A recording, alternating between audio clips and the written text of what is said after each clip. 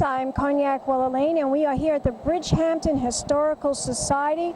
I'm here with this individual who owns this very extraordinary car, and he's going to introduce himself to the camera. Yes, I'm Howard Kroplick from East Hills, New York, and I'm the proud owner of this 1909 Alco 6 Black Beast Racer.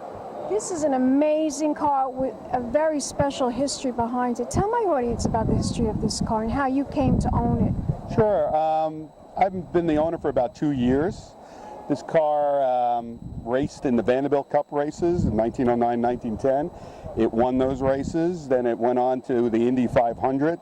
Was one of the favorites for the Indy 500, but broke a bearing and finished 52nd. Overall, it raced in 16 races, won 6 of them.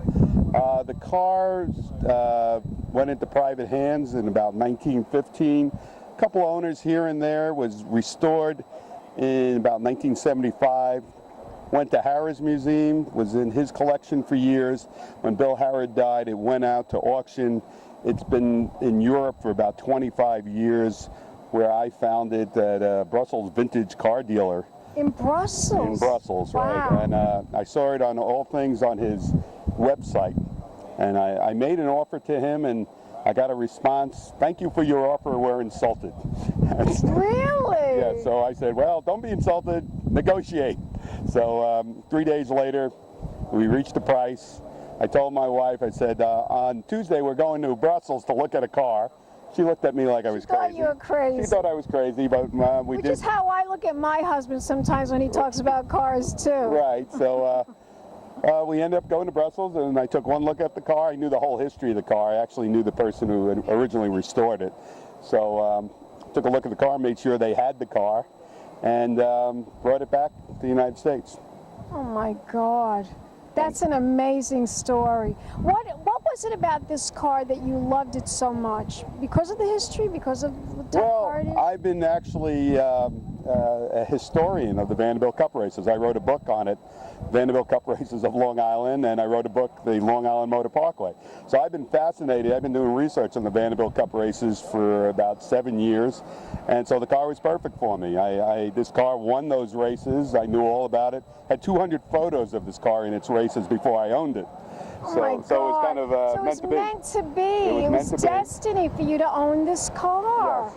And we've been showing it for the last 2 years on Long Island. I think this is our 23rd event this year. Different charity events.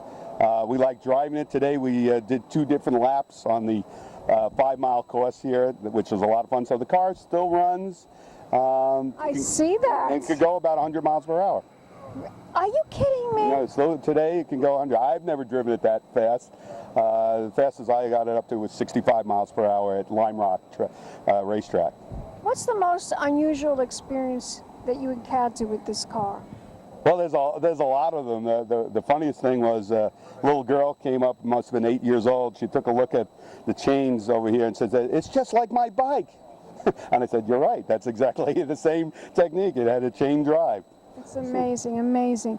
Tell my audience, what do you do besides writing books about cars? Is that all you do? Are you a famous author about cars? I'm an author now and a historian, and for 27 years I owned a medical communications company based in Manhattan, which I sold 2 years ago. Isn't it great to do what you love and get paid for it? Yeah, well, yes, I love medical communications too. As a matter of fact, my claim to fame, and you're going to get a kick out of this, is I helped introduce Viagra to the world. Are you serious? Oh, I was the medical education agency for Pfizer, and the Viagra was one of our major accounts. God. You know, my husband's family were major shareholders of that, you know. There you go. Very good. They should have sold after Tell Viagra was my introduced. audience where they can go to find out more information about you as a historian. That's a great question, because that's one of the things I do right now is I have a website, VanderbiltCupRaces.com.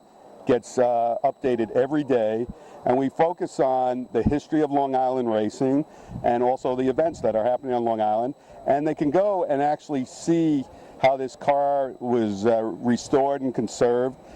I have a film, about 60 films of racing, including the Vanderbilt Cup races. I have a film of this car in the first Indy 500. You see only 5 seconds of it, but it's there. So that's where people can find where this car is going to be at any given time. Fantastic. Thank you so much. One more time, the website. VanderbiltCupRaces.com. You just Google Vanderbilt Cup Races. We're the #1 website.